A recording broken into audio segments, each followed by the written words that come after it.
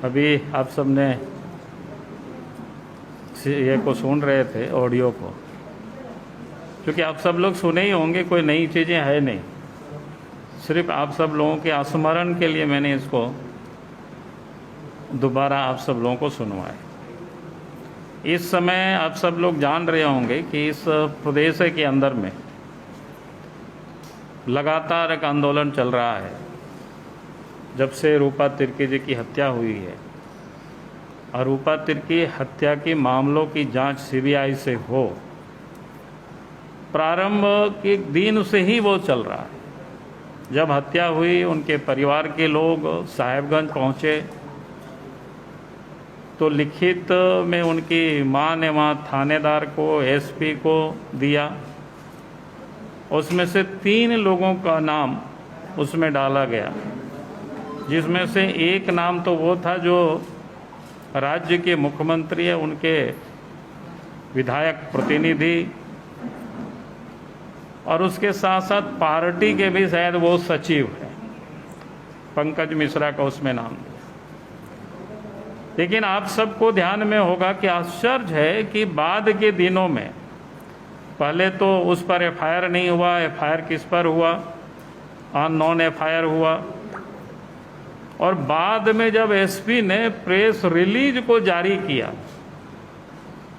तो उस रिलीज को हमने देखा कि भाई 2 लोगों से तो पूछताछ हुई, उसका उल्लेख उस रिलीज में था।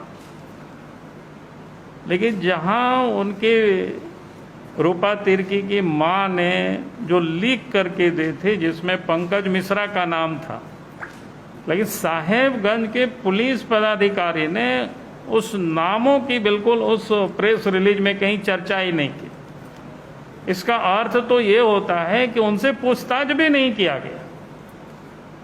अब वो कितने प्रभावशाली है वो व्यक्ति, इसलिए मैंने ये ऑडियो आप सब लोगों के समक्ष फिर से दोहराया। पिछले साल की घटना आप सबको याद होगा, जब बरहरवा में नगर परिषद का जो टोल कलेक्शन होता है, उसकी जब बोली लगना था, तो उससे पहले ही झारखंड सरकार के कैबिनेट मंत्री और विधायक प्रतिनिधि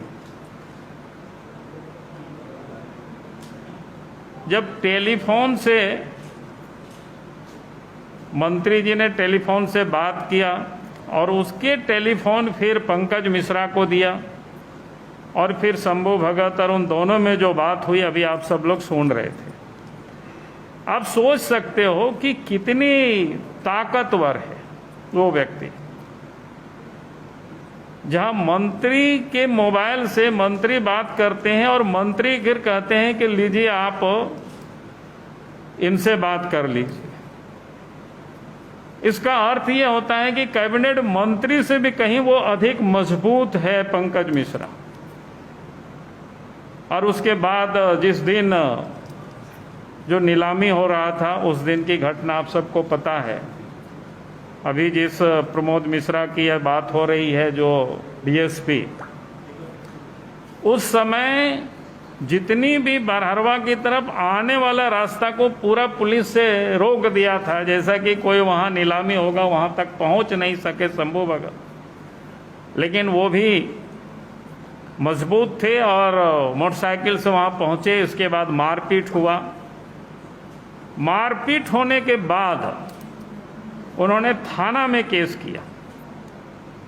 अब आश्चर्य है कि जो जानकारी मिली कि 2-3 दिन में थाने वालों ने थाना में जो दिया था उसकी जांच से उनको मुक्त कर दिया, यानी वो दोषी नहीं है। अब वीडियो में बिल्कुल कन्वर्सेशन है, भाई आखिर कहाँ जांच है, कौन जांच कर सकता है।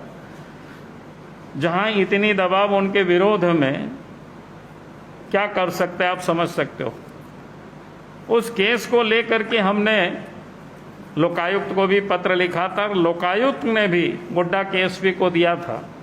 उस पर क्या हुआ अभी तक तो नहीं पता है। तो मैं ये कह रहा था, और उसके बाद आप देख रहे होंगे कि अभी की जो घटना है, जो एक क्या है, अंकुश नाम करके एक सब इंस्पेक्टर के साथ जो कन्वर्सन हो रहा है, जो एक दूसरे की बात हो रहा है, और वो किस प्रकार से बात हो रहा है, वो किसी से छुपा हुआ नहीं है, कैसे लेन देन कैसे वो चल रहा है। और उसके बाद आज मैंने और देखा या वहाँ से जो जानकारी मिली कि आपको आश्चर्य होगा कि दरोगा जिससे बात हो रही थी वो तो कहता है कि हमारी इस प्रकार की कोई बात नहीं हो, लेकिन जिन्होंने जो बात की थी, जो पत्थर के जो व्यवसायी है, अंकुश नाम करके व्यवसायी, उन्होंने कहा कि हाँ हमारी बात हुई है, हमने वायरल नहीं किया, लेकिन बात हुई है वो सच है। आप सोच सकते हो किस प्रकार से वहाँ सरकार चल रही है, कैसे चलाए जा रहे हैं राज्य में। और उसके बाद वहाँ कैसे चलता है कि जो जानकारी मिली, ये सारे मिल करके वही नहीं बल्कि पूरे संथाल परगना को एक प्रकार से मतलब गैंग बना करके जिसको बोलते हैं कि पूरी प्राकृतिक या नैसर्गिक जो संपदा है, चाहे बालू हो, चाहे पत्थर हो, चाहे कोयला हो, उसकी खुलेआम जिसको बोलते हैं लूट होती है। साहेबगंज में एक घाट है जिसको नीलाम होता है, समदा घाट, जहाँ से जीटी जिसको बोलते हैं ना पानी जहाज, वहाँ से बिहार की ओर पार होता है। तो समदा घाट तो पार होता है, लेकिन उसके अतिरिक्त भी एक और घाट जिसको गरम घाट बोलते हैं, समदा घाट से ही 5 किलोमीटर पश्चिम में नया घाट जिसको बोलते हैं इलीगल तरीके से, और प्रत्येक दिन वहाँ 400-500 ट्रकें पार किया जाता है, इलीगल जिसको बोलते हैं। यानी इस राज्य की संपत्ति को कैसे लूटा जाता है वो किसी से छुपा हुआ नहीं। पिछले दिनों आप सबको ध्यान में है कि जब उन्हीं के पार्टी के जेएमएम के ही एक सीनियर विधायक ने विधानसभा में भी उठाया और बाहर भी स्पष्ट रूप से, और अभी भी उस सीडी में ध्यान में आया कि वहाँ धरना पर बैठे कई ट्रकों को लोगों ने रोका जो इलीगल तरीके से पार कराया जाता है। तो मैं ये कह रहा था कि वो व्यक्ति कितना मजबूत है, कितनी प्रभावशाली है, और जो टेस्टेड जिसको कह सकते हैं, जिसके ऊपर करप्शन की चार्जेज, पहले ही मामला को रफा दफा करने की चार्जेज प्रमोद क्या कहते हैं वो जो मिश्रा के ऊपर, डीएसपी के ऊपर है, और उनको ही रूपा के केस में भी जांच के लिए यहां भेजा गया। और सुनकर के ये बड़ा आश्चर्य लगा कि हमें तो पता ये भी चला कि शायद आईजी भी 8-10 क्या बोलते हैं गाड़ी के फोर्स लेकर के उनके घर में यानी आए थे कि डराने धमकाने जिसको बोलते हैं। भाई ये बड़ी, इतनी बड़ी ताकत, तो इसके विरोध में कौन जांच करेगा, कौन सी पुलिस जांच करेगा, जहां पंकज मिश्रा के लठेत के रूप में वहां के एसपी हो, वहां के डीएसपी हो, वहां के आईजी हो और डीआईजी हो काम करता है, तो फिर रूपा तिर्की के केस में कैसे न्याय मिल सकता है। और इसीलिए हम सरकार से फिर से हम कहेंगे हेमंत सोरेन जी से कि भाई आप बिना विलंब किए, क्योंकि जिस प्रकार से इस प्रदेश के अंदर में जो आंदोलन चल रहा है लगातार, उस दिन से आदिवासी समाज उद्वेलित है। भाई आप क्या न्याय करते हैं ये विषय इतना तक नहीं होता है, न्याय दिखना भी चाहिए, लोगों को भरोसा भी होना चाहिए। आज किसी को वहां के पुलिस पदाधिकारी के ऊपर भरोसा नहीं है, और इसलिए तमाम लोग ये मांग कर रहे हैं, उनके परिवार से लेकर के संगठन के लोग मांग कर रहे हैं कि भाई उनकी जांच सीबीआई से होनी चाहिए, तभी ये न्याय मिल सकता है। और इसलिए मैं फिर से ये कहूंगा, अब ये तमाम मामला को देखते हुए रूपा तिर्की का जो केस है तथाकथित, जिसे आत्महत्या वो कहते हैं, भाई उसकी जांच सीबीआई से करानी चाहिए, उसको विलंब नहीं करनी चाहिए। मैं आप सब लोगों को एक दो दृष्टांत सिर्फ सुनाता हूं ताकि आपको समझ में आ सके। जब हम इस प्रदेश के मुख्यमंत्री हुआ करते थे, उस समय जो निरसा से नेता हुआ करते थे, अभी जो विधायक हैं उनके हस्बैंड, और उनकी दिन दहाड़े हत्या हो गई थी। फॉरवर्ड ब्लॉक के लोग सड़क पर जाम किए थे, हमारा व्यक्तिगत भी उसके एमपी से संबंध था कलगड़ा से। जब हम पार्लियामेंट में थे तो हम लोग एक साथ उठते बैठते थे। और फिर उनसे हमारी टेलीफोन से बात हुई। हमने कहा कि भाई आप क्या चाहते हो, आपको हमारे ऊपर विश्वास नहीं? बोला कि नहीं, हमें तो विश्वास है लेकिन जनता को विश्वास नहीं है, जनता चाहती है सीबीआई से जांच हो। हम बोले आप जीटी रोड से जाम को हटवा दीजिए और आज ही मैं सीबीआई जांच की हम रिकमेंड कर देते हैं।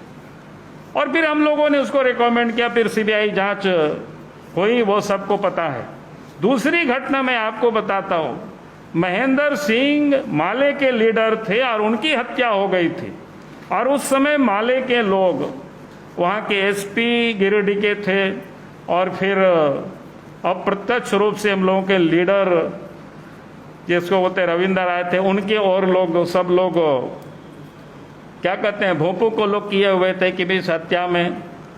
और उस समय राज्य के मुख्यमंत्री अर्जुन मुंडा जी हुआ करते थे। हम उस समय कलकत्ता जा रहे थे, हमने उनसे बात की मुंडा जी से, हमने कहा कि देखिए एक भी दिन आप विलंब मत करिए, सीबीआई जांच को आप रेफर कर दीजिए। और उन्होंने फिर सीबीआई जांच की रेफर कर दिया और फिर सीबीआई जांच हुई, जो लोग अपराधी से पकड़ाए। तो मैं ये कह रहा हूं कि आज आखिर इतने दिनों से लगातार इस प्रदेश के जनता मांग कर रही है, ट्राइबल मांग कर रही है, उनके परिवार को भरोसा नहीं है इस सरकार के पुलिस से जांच की, तो फिर राज्य के मुख्यमंत्री हेमंत सोरेन को सीबीआई से जांच करने में क्यों डर रहे हैं, क्यों छुपा रहे हैं? भाई लोगों को भरोसा होनी चाहिए। इसलिए मैं ये कहूंगा कि उनको सीबीआई से जांच करानी चाहिए। अगर इन तमाम मामलों की वो जांच नहीं कराते हैं तो जरूरत पड़ेगी तो हम सीबीआई जांच के लिए कोर्ट की दरवाजा को भी हम खटखटाएंगे। लेकिन हम चाहेंगे कि राज्य में कानून की सरकार स्थापित हो और राज्य में जो संपत्ति की लूट हो रही है उसके भी रुके, उस लूट को, उसको हम संपत्ति को हम लोग बचा सकें। आज पूरे संथाल परगना आप देखेंगे, पूरे राज्य में भी, लेकिन खास करके पूरा संथाल परगना अधिकांश जिसको बोलते हैं पहाड़ के पहाड़ लोग समाप्त कर, इलीगल तरीके से भी वहां कटिंग चल रहा है। यहाँ तक कि वन भूमि में भी पत्थर का उत्खनन हो रहा है और सरकार के संरक्षण में हो रहा है।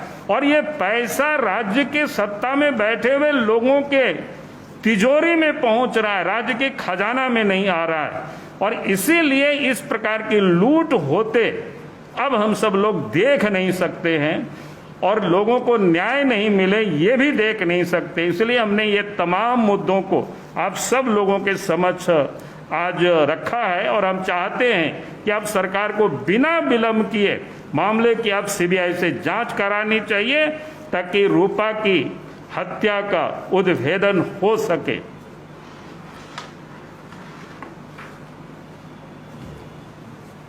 चलिए जी, बहुत बहुत धन्यवाद।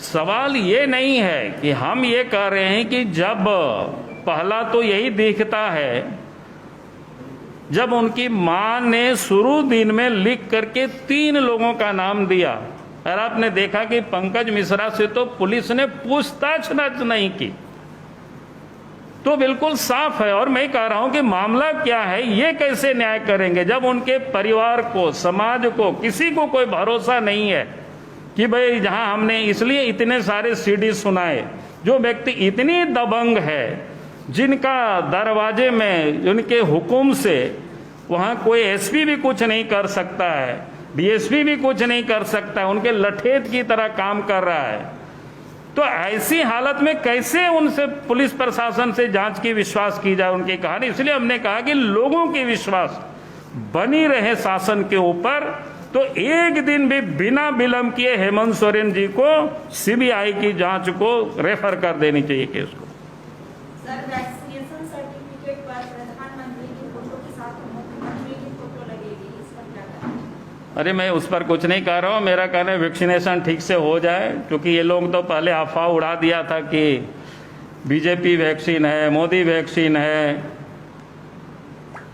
आपने देखा उन लोगों पे इंडिया स्ट्रेंथ है तो कभी मोदी स्ट्रेंथ, ये लोग तो इतनी आप प्रचार करते हैं ना इस प्रकार के। अब मेरा तो कहना है फोटो जहां लगाना है लगावे, लेकिन जनता के लिए सेवा करे, काम करे, बस इतना ही। छत्तीसगढ़ में भी ऐसा ही हुआ है,